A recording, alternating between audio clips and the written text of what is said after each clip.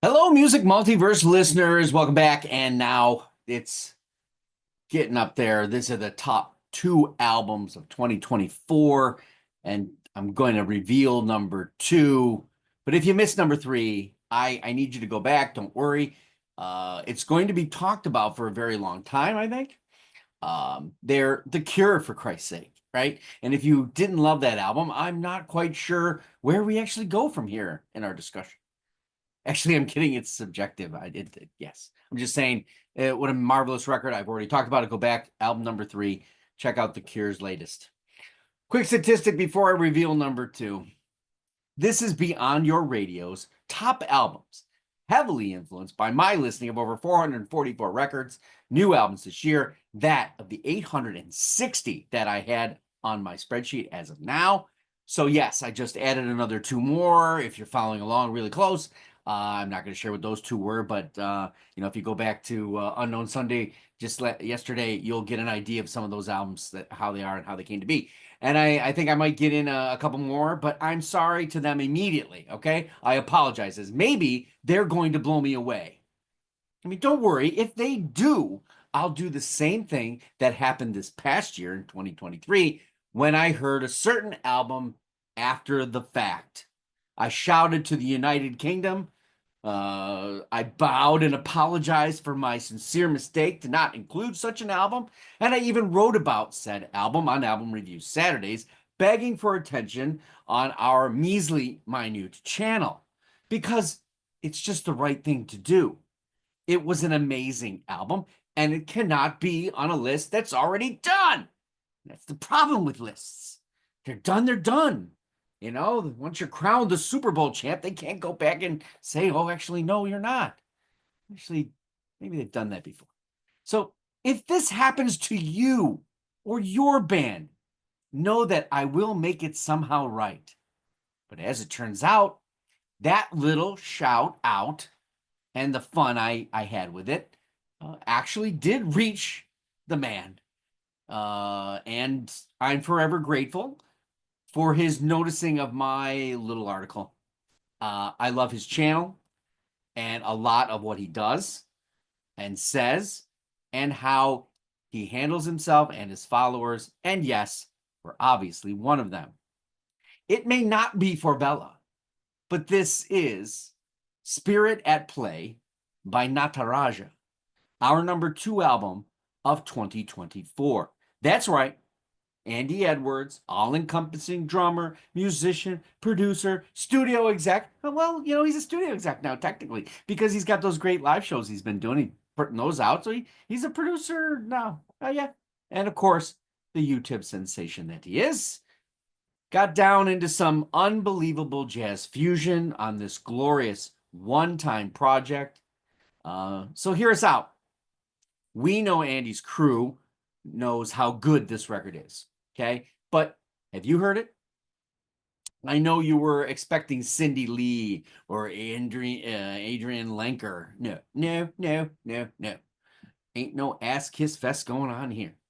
Just because Rolling Stone doesn't know the power of Andy Edwards, it does not, or maybe they're secretly ignoring him, so he'll go away. But as they don't want to learn about real music. No. And have to enjoy an entire record without overproduction and bullshit techniques. Or maybe because he won't do an interview unless it's in the forest of his backyard studio. Okay, but just messing with him. But I'll tell you what, this true gentleman, what he'll do for you is amazing. He'll let you know where you stand. He appreciates those that love albums like this and that absorb it. Hell, I devoured it, and so did our panelists, so much that he shouted back to me, and I was stunned. I think it's very cool that when that happens, obviously we're not, not big cheese here. So without further flapping of my manic upstate New York gums, let's play and talk a little bit about the genuine jazz rock fusion record and how much it cooks.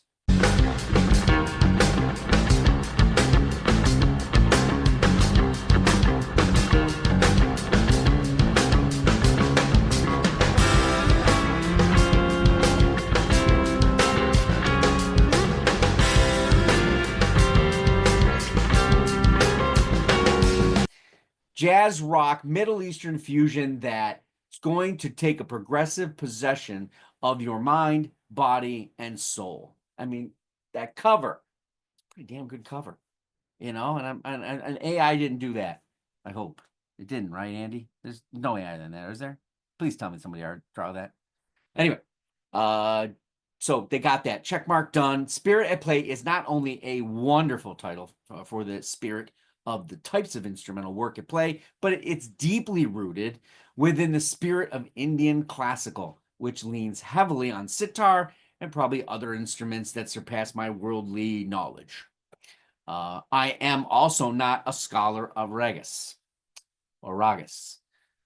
So let's just go to the simplest definition I can give you, a melodic framework or improvisation in Indian classical music akin to a melodic mode. Raga, not reggae, that's for damn sure. Raga is central to classical Indian music and a unique feature of the tradition, but its no equivalent concept exists in Western classical music. So there you go. Right there, this is the hit to your audio senses, ladies and gentlemen. When these instrumental musicians derive this album, Spirit at Play, this is the intention and the non-confinement. Yet somehow they're playing within some sort of elevated construct, right? Yeah, must be some sort of matrix shit because I can't fathom it.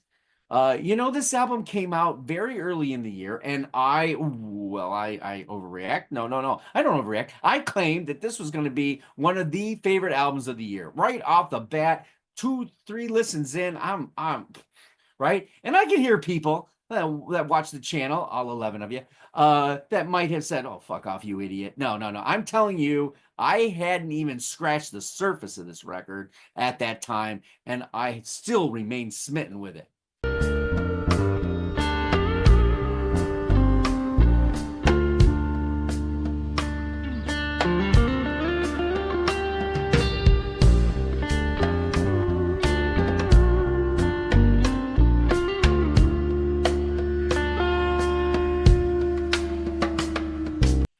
Now, each raga consists of an array of melodic structure with musical motifs.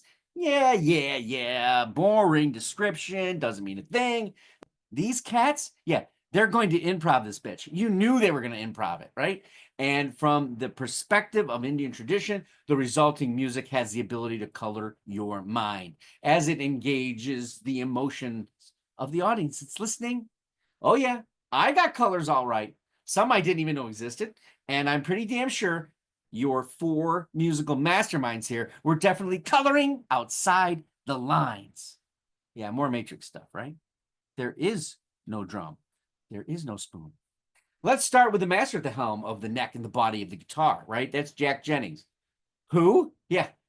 There's a name, Jack Jennings. That seems pretty commonplace for this magical ringleader, right? But is that not some Jimi Hendrix Legion or child of John McLaughlin he is slaying it, and in his own way.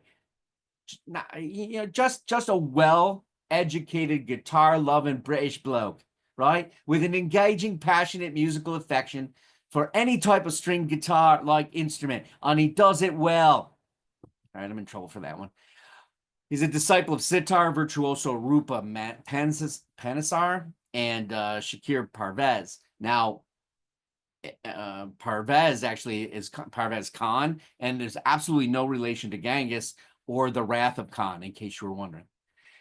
He has worked with the legendary Pandit Sanju Sahi and others. His previous band, Ashoka, Ashowka, fused Indian music with rock jazz and was signed to Portishead's label. Wait until you hear some of the sounds this man is creating, respecting, and improving. Okay.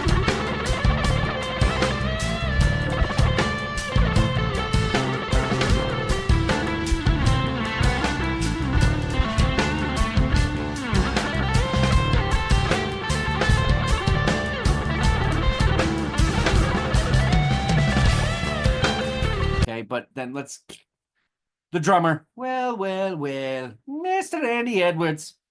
the hardest working man in the music biz, maybe, and YouTube at the same time. I think he's really got it nailed down. I mean, how does he have time to even make these albums? I have no bloody idea. He's doing provocative education on top of it, YouTubing and deciding to sit in on unbelievable projects like this one, and then inviting legends to go play in his new studio there. I mean, he's loving life. If he's not loving life, I don't know what else there is left, man. It's absolutely crazy. No wonder he hasn't gotten back to us on making an appearance on our show. I wouldn't blame him. Fiddlesticks. We are always enthralled with the unrelenting attention he has to music, as well as his quick absorption and overall kindness that we've been firsthand to. But the real gift here is his playing. I'm not a professional musician or producer, but I do understand that something of this nature is not for just, oh yeah, I want to sit in on us. No, this has to be, right. He has to be in that society. He has to be incredible.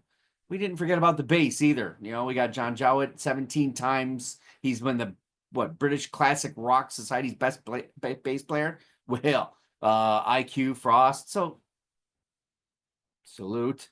Come on.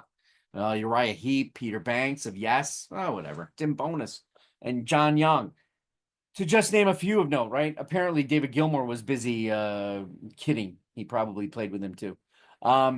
Not to mention the progressive keyboard synthesizing going on, added wonderfully by Richard Charles Boxley, who basically takes inspiration from artists like Brian Eno, and Aphex Twin. There's a mesh, right? On the Bandcamp page, he definitely brings out some beautiful, haunting sounds, is what they say, and has a great way of bringing about pure tonal texture and beauty. Now,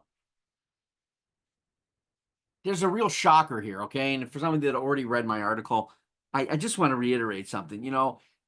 Go listen to this album, okay? Don't stop right here, pause, all right? Go listen to the album. I don't know, it's going to take you 50 minutes, an hour, I don't care how you do it. Don't go any further. Stop.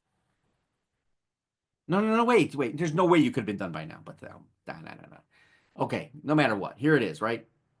This is a legendary fusion album, kind of, right? And they've got this unbelievable sound that they created. It's my favorite album, jazz fusion of the year. It was number 2. Something at number 1 beat it, and I don't know, it's gonna blow your mind when you see it. It's gonna piss you off. I don't know, either or. But you got to listen to it, download it, buy it. Then you come back right here, right now, and I'm going to drop the microphone for the gang in the band. All right. And yeah, they did this in one take. What? That's right. Yeah. Yeah. One take. That sound you hear is the microphone dropping, echoing, and the marvelous musicians that left the stage, not to do it again, apparently. But hey, that's how it is in the biz. This is a great album to have in your collection. This is a stunner. If you are a jazz lover, jazz fusion lover, this is your album to take home for the year. This is the one you missed, unless, of course, you are in the legion of Andy Edward. All right. So anyway, I want to thank Andy Edward for playing along with us usually. Hopefully he enjoys this number 2. I'm sorry it wasn't number 1, boss. Sorry. But maybe next year. Or maybe you'll have 5 in the top 5 next year. I mean, you put out 37 albums a year. No, you don't. You're not Buckethead. All right. Anyway, we're on the web at beyondyourradio.com, Facebook, Twitter, Instagram, YouTube, of course, articles, videos, a podcast coming soon next year, all about albums, bands, artists, anything we can get our hands on. Go Beyond Your Radio with us, a real music appreciation channel, and I will see you New Year's Eve tomorrow for the number 1 album of 2024, according to Beyond Your Radio and this jackass, me. Thanks for watching, and happy listening.